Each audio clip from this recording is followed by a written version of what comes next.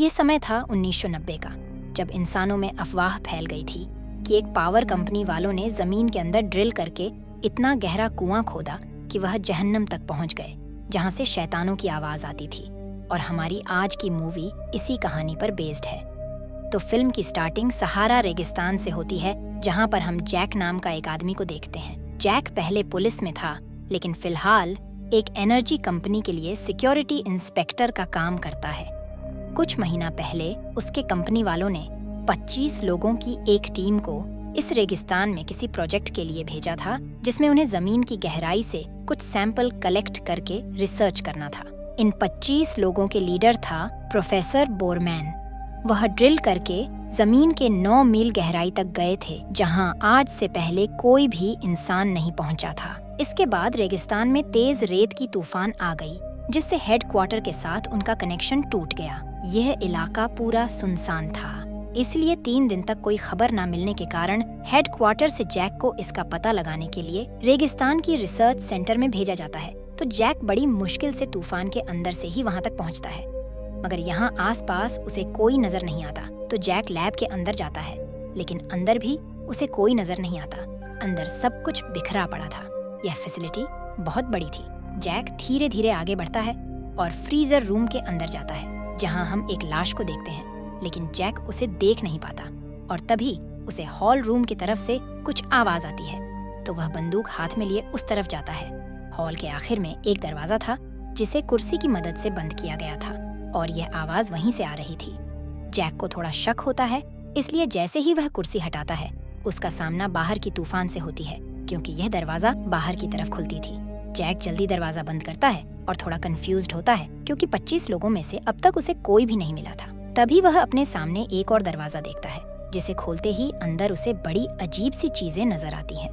दीवारों पर अरबी भाषा में कुछ शब्द लिखे गए थे।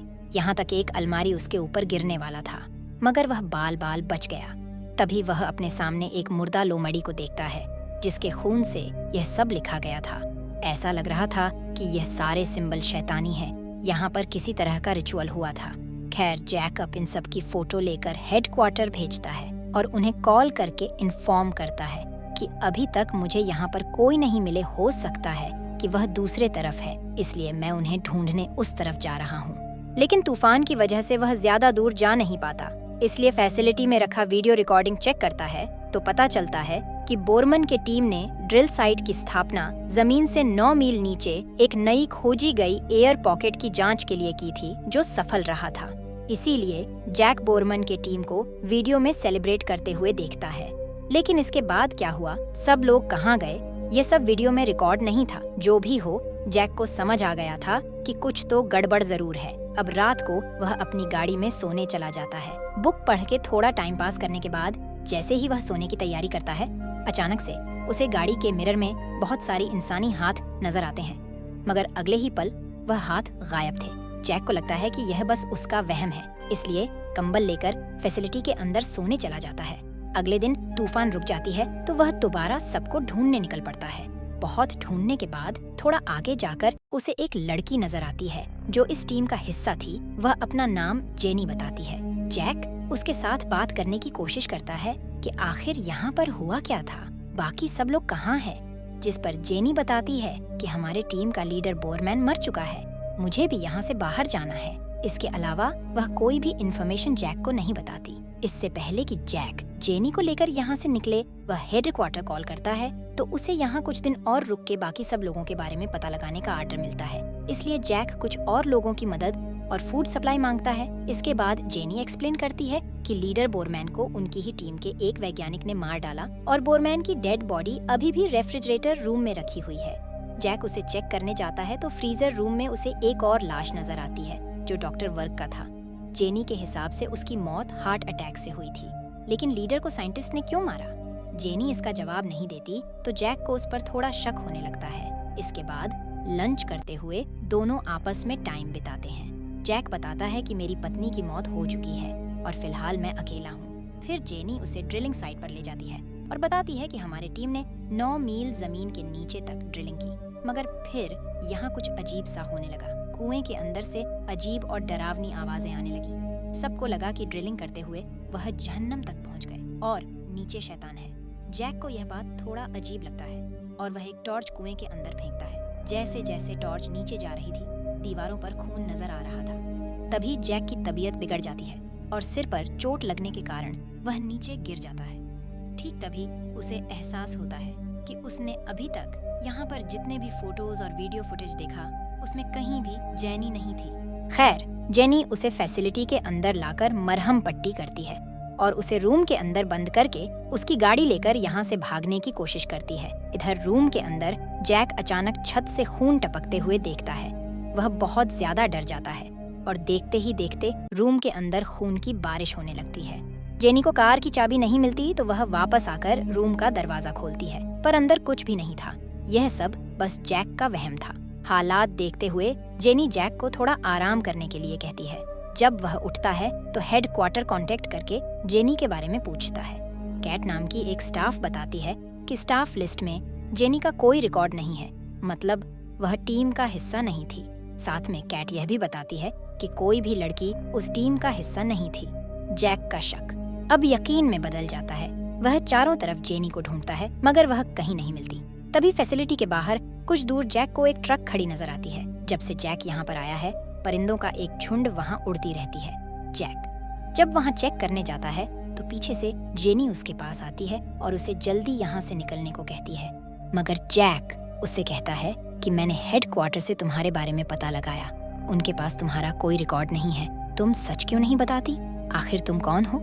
जेनी इस बार सच बताती है कि बजट के कारण कंपनी वालों ने किसी भी औरत को यहाँ पर नहीं भेजा, मगर जो लीडर था उसको मैं जानती थी, इसलिए उसने मुझे लड़के का नाम देकर यहाँ लेकर आया ताकि मैं उनकी मदद कर सकूं। लेकिन जैक को अभी भी उस पर विश्वास नहीं था क्योंकि वह किसी भी वीडियो फुटेज में नहीं थी, जिस पर जेनी बताती है कि उस वीडियो को मैंने ही रिकॉर्ड किया था, इसलिए मैं उसमें नहीं हूँ, और सबूत के तौर पर उसे दूसरा वीडियो दिखाती है जिसमें वह थी। इसके बाद जेनी उसे एक रिकॉर्डेड आवाज सुनाती है जो कि उन्होंने कुएं के अंदर से लिया था, जिसमें हजारों इंसानों की दर्द भरी आवाज सुनाई दे रही थी। फिर जेनी बताती है कि अचानक से टीम के लोगों को अपने करीबी लोग जो कि मर चुके हैं वह दिखाई देने लगे थे। कुछ लोगों का मानना था कि उन्होंने ड्रिल करके जहन्नम का दरवाजा खोल दिया जहां से शैतान निकल आए हैं और वही यह सब कर रहे थे। लेकिन जैक को अभी भी उसकी बातों पर यकीन नहीं था, क्योंकि अगर ऐसा ही होता तो जेनी अभी भी कैसे जिंदा है। जिस पर जेनी बताती है कि मेरा रूम यहाँ से बहुत दूर है, शायद इसीलिए मैं अभी तक जिंदा हूँ। इधर हेडक्वार्टर में हम जैक के कुछ दोस्तों को देखते हैं। उनमें से एक अरबी भाषा जानता था, जो जैक का भेजा हुआ वही फोटो देख के अपने साथी को कहता है कि ये सिंबल शैतान का है जो मर्दों का शिकार करता है, और यह बलि उसी शैतान के लिए दी गई है ताकि वह दुनिया में आ सके। यह उसी बलि के बारे में बात कर रहे थे जिसे जैक ने फैसिलिटी के अंदर देखा था। इधर रेगिस्तान में दोनों मदद की इंतजार करते हुए आपस में बातें करते हैं। उनकी दोस्ती हो जाती है। रात को जैक उसी रिकॉर्डेड आवाज को फिर से सुनता है। ठीक उसी समय जैक को हल से कुछ आवाज आती है। जैसे ही वह चेक करने के लिए बाहर आता है तो उसे अपनी मरी हुई बीवी नजर आती है, लेकिन पलक झपकते ही वह औरत जेनी में बदल जाती है। जैक इस बारे में ज्यादा नहीं सोचता। जेनी को जैक के आईडी से पता लगा था कि आज जैक का जन्मदिन है, इसलिए दोनों मिलकर उसका जन्मदिन मनाते हैं। लेकिन जैक खुश नहीं लग रहा था क्योंकि उसके जन्मदिन के दिन ही उसकी पत्नी ने अपने दोनों बच्चों को मार दिया था और खुद भी सुसाइड कर ली थी, क्योंकि जन्मदिन के दिन जैक काम पर गया था और उसकी पत्नी की दिमागी हालत ठीक नहीं थी।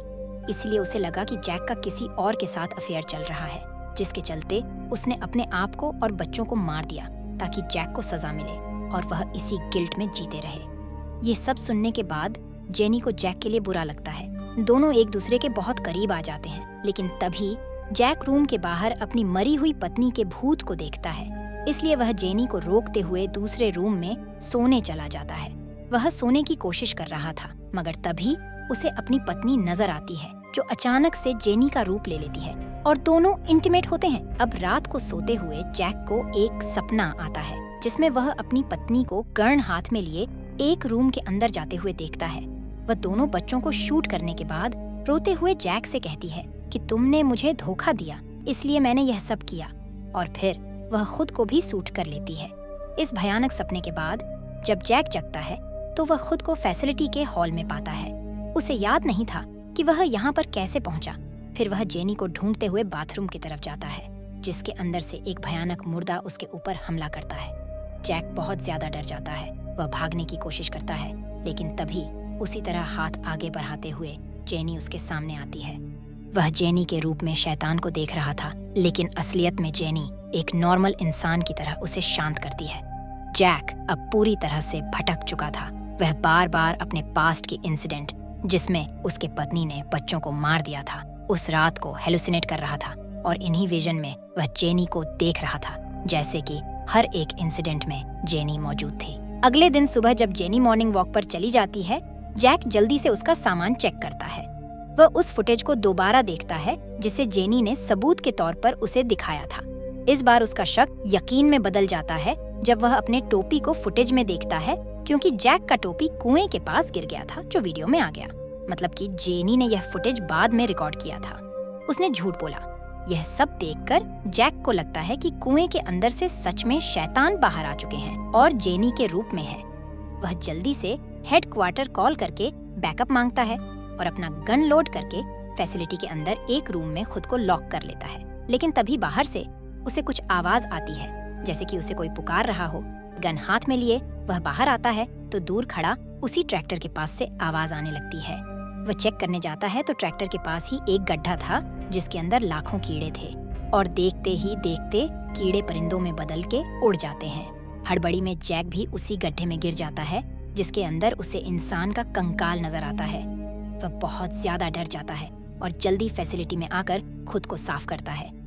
तभी पीछे से जेनी उसके पास आती है और डर के मारे जैक उसे पीटने लगता है। पर फिर जेनी के रोने की आवाज से वह रुकता है और उससे माफी मांगते हुए मेडिसिन लेने जाता है, क्योंकि जेनी बहुत जख्मी हो चुकी थी। मगर मेडिसिन लेकर जब वह वापस आता है, जेनी पीछे से उसके ऊपर हमला करती है तो जैक खुद को एक रूम के अंदर बंद कर लेता है। वह डोर होल से देखता है तो उसे जेनी एक शैतान के रूप में नजर आती है। इससे पहले जैक को इसी रूम के अंदर से एक चाबी मिला था और अभी उसे अपने सामने एक लॉकर नजर आता है। वह समझ जाता है कि वह चाबी इसी लॉकर का है। वह जल्दी चाबी से लॉकर को खोलता है। उसके अंदर एक कैमरा था जिसमें लीडर बोरमैन कहता है कि असल में जेनी इंसान नहीं, एक शैतान है जो मर्दों को अपने जाल में फंसाकर उनकी बलि देती है। वह किसी का भी रूप ले सकती है। बाहर हेडक्वार्टर से जैक से कांटेक्ट करने की कोशिश किया जाता है और उसका फोन जेनी उठाती है। वह कहती है कि जैक पागल हो चुका है और मुझे मारने की कोशिश कर रहा है। अंदर से जैक जेनी पर गोली चला रहा था। थोड़ी देर बाद जब जैक वॉशरूम जाता है तो आईने में उसे अपने ही बहुत सारे भयानक चेहरे नजर आते हैं जो जैक को ताने देने लगे और एक एक करके खुद को शूट करने लगे। यह देखकर असली जैक मिरर को ही शूट कर देता है। धीरे धीरे वह अपना होश खो रहा था। उसे अपने फैमिली की आवाज आने लगी थी। आवाज को फॉलो करते हुए वह किचन तक पहुंचता है जहां जेनी खाना बना रही थी, और अब उसके बिहेवियर में काफी चेंज था। जेनी कहती है कि मैं सच में शैतान हूँ, अब तक तुम्हें परख रही थी और सच में तुम बाकी सबसे ज्यादा टाइम टिके रहे। जैक स्टिक से क्रॉस बनाने की कोशिश करता है, जिस पर जेनी हंसती है। उसे कुछ नहीं होता। फिर जैक गन उठाकर जैसे ही गोली चलाता है वह लाइटर में बदल जाती है। फिर जेनी उसके कान में कहती है कि अगर तुम मुझे अपनी आत्मा सौंप दोगे तो मैं तुम्हें तुम्हारी फैमिली से मिलवा दूंगी। मगर हकीकत में जेनी यह सब नाटक कर रही थी। वह उसके पॉकेट से कार की चाबी लेना चाहती थी, जिसमें वह कामयाब भी होती है।